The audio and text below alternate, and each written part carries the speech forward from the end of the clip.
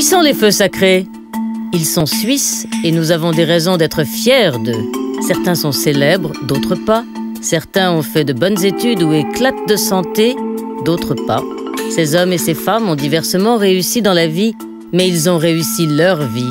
Comment ont-ils surmonté ces épreuves rencontrées? Ils ont accepté de parler de leur parcours. Ce sont nos feux sacrés.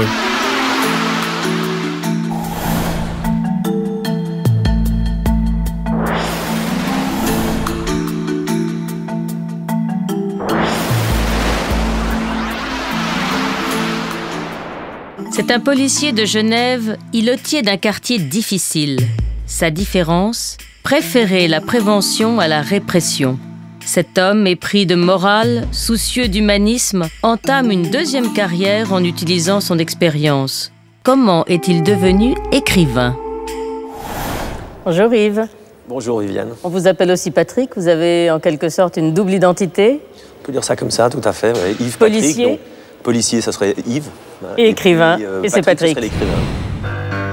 Yves Delachaux est avant tout un homme de loi. Ex-patrouilleur à Genève dans le quartier Chaud-des-Paquis, ce policier, aujourd'hui âgé de 40 ans, lutte depuis des années contre le racisme et les pratiques discriminatoires dans la police. Flic à l'ancienne, devenu au fil du temps universitaire et formateur à l'école de police, il a fait de ce combat, le combat de toute une vie, à l'avant-garde de sa profession. C'est plutôt un policier du futur, lui.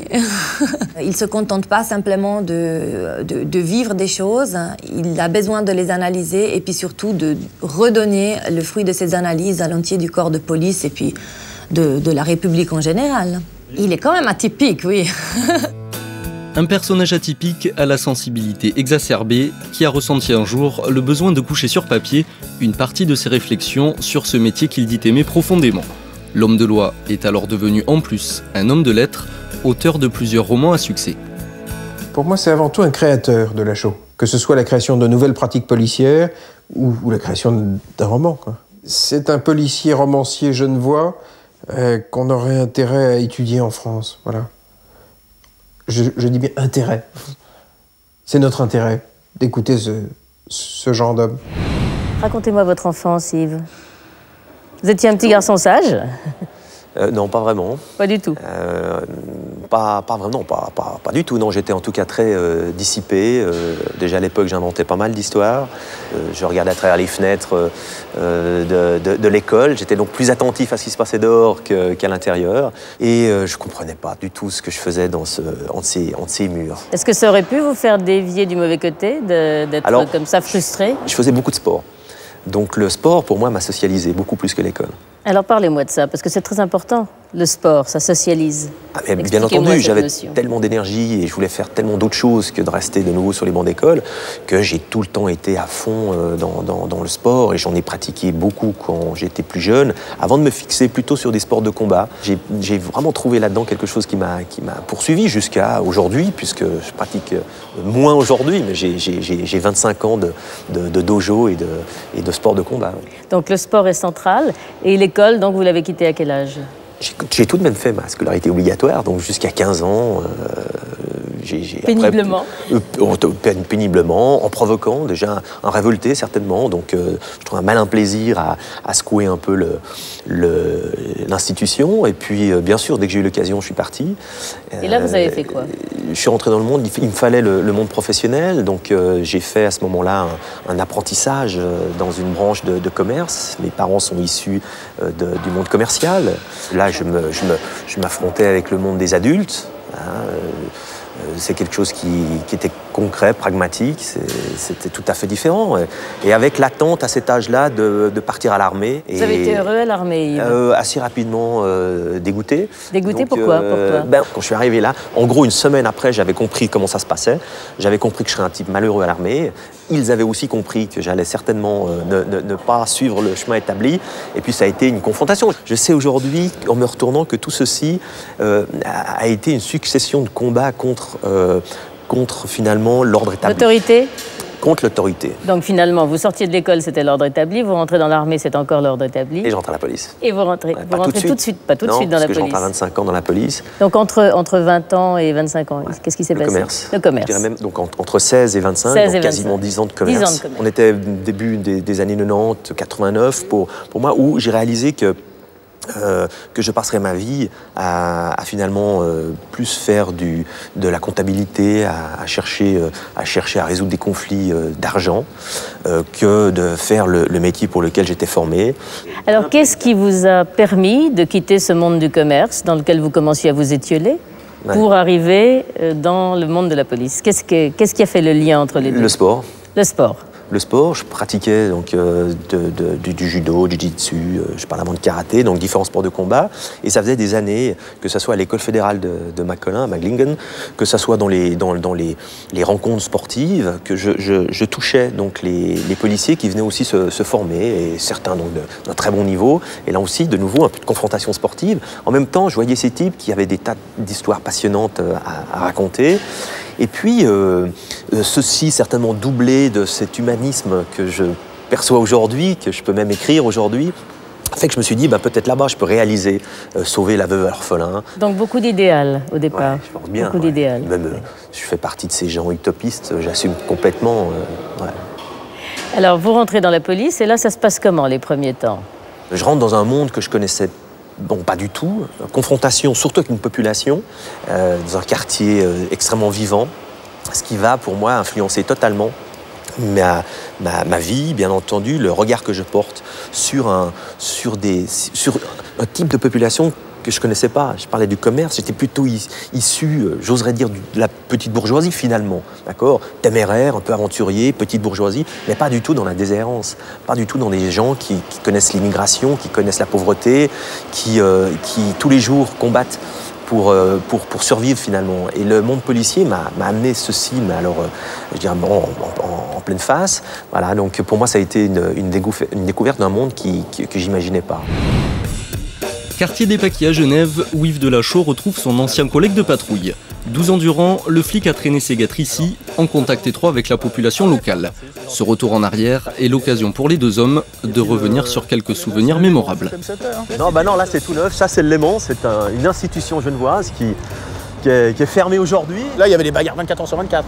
Donc on connaissait les gars qui étaient dedans. Quand on arrivait à 6 h du matin, ça ouvrait à 4 h. Mais quand on prenait notre service à 6 h du matin, on passait là, en voyant les têtes qu'il y avait, on savait si on allait devoir revenir ou pas. Parce que les gars, ils nous voyaient, on leur serrait la main, surtout aux anciens. Comme ça calmait un peu les jeunes. On discutait avec les 2-3 anciennes prostituées qui étaient là, histoire de bien passer vis-à-vis de la population de passage. Et en l'occurrence, comme on connaissait les gars, même s'ils étaient bourrés, qui se tapaient sur la gueule, quand on rentrait dedans, ça les calmait tout de suite. On disait, bon les gars, maintenant ça suffit. Et puis on arrivait à ranger les histoires comme ça. Aussi à l'aise avec les voyous qu'avec les petits commerçants, aujourd'hui encore, l'ancien patrouilleur est au Paquis, connu comme le Loup Blanc. Retrouvailles avec Dédé, cuisinier du bar Le Pressoir et figure historique du quartier. Moi je dis qu'à l'époque, ils étaient plus respectés que maintenant. Pour quelle raison? Parce qu'il y avait ce contact avec tout le monde. Ils rentraient au bistrot, ils disaient, quand j'étais à Valaisanne, ils venaient, Dédé, une voiture, 2 voitures, 3 voitures, c'est à qui? C'est ici, ça gêne.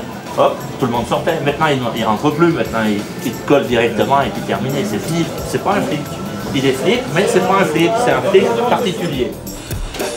La ville de Genève compte 40% d'étrangers et nombreux sont ceux que l'on retrouve au Paquis.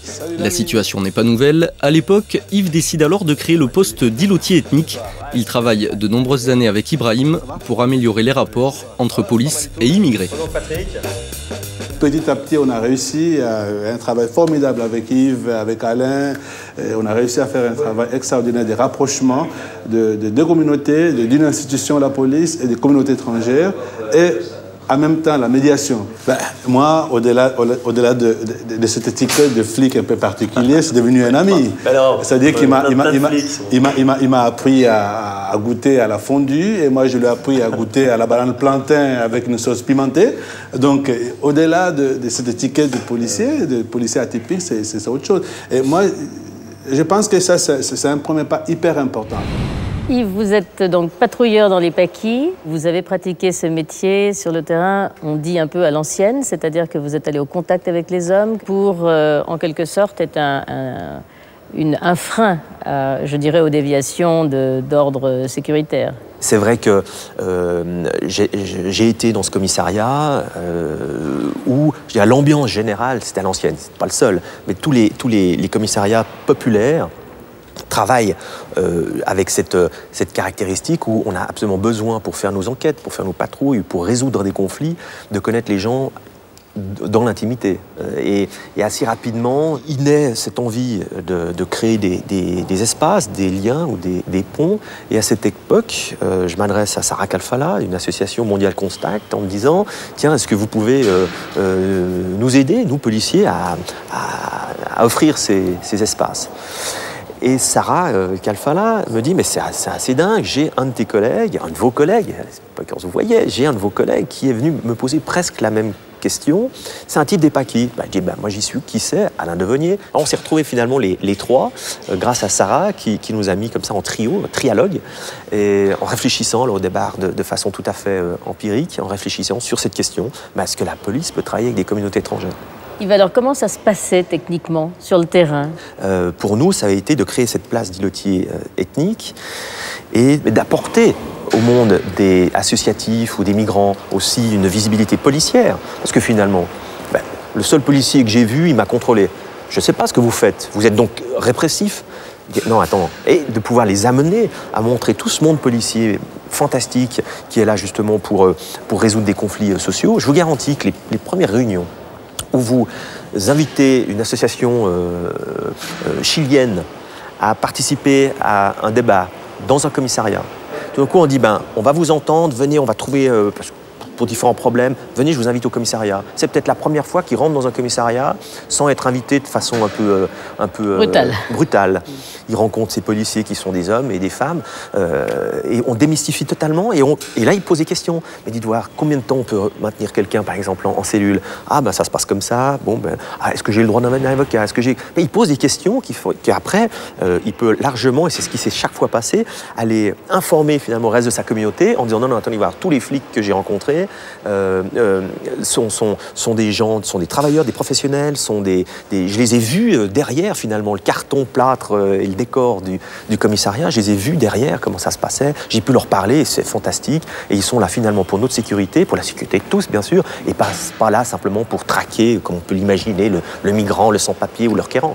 Yves, alors ce travail d'îlotier ethnique a quand même dû porter des fruits, clairement. Alors clairement, il a duré 4 ans et été illustré par le film Pas les filles, pas les noirs, pas les blancs, parce qu'en 2000, Ursula Meyer, la réalisatrice, a eu vent de ce qui se passait à Genève, qui est totalement unique.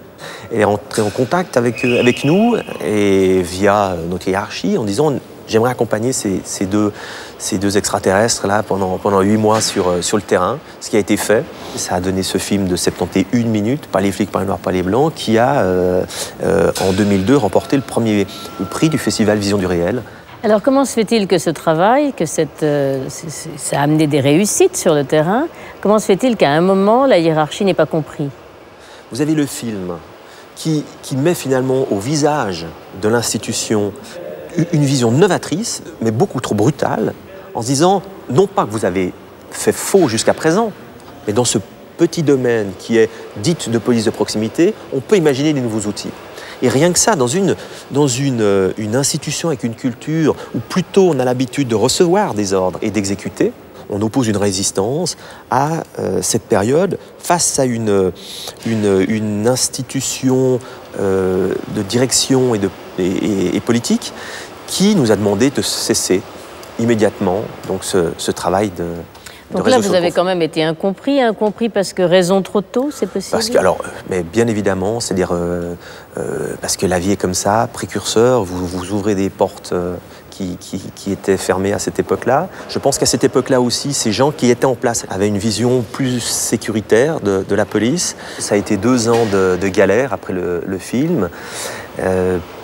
Parce que combat politique autour de cette possibilité ou impossibilité à des forces de police d'être si proches finalement de parcours de migrants. Au fond, cette mise au placard vous a servi, elle vous a permis d'aller parfaire votre formation de façon à pouvoir ensuite, je dirais, la transmettre aux jeunes policiers. Voilà, alors ça a été justement pour moi la reprise des études. Alors qu'est-ce que vous avez étudié à l'université? En psychologie et sciences d'éducation, c'est une licence en formation d'adulte, c'est-à-dire que l'adulte en formation, quels sont les trucs et astuces pour construire et accompagner donc des professionnels pendant leur parcours de vie professionnelle en formation. Et d'ailleurs, mon mémoire de licence est œuvrer pour la formation des policiers. C'est 222 pages d'un constat et d'une photographie prise en 2004 de la situation des policiers. Mais il est vrai que d'avoir une clé en se disant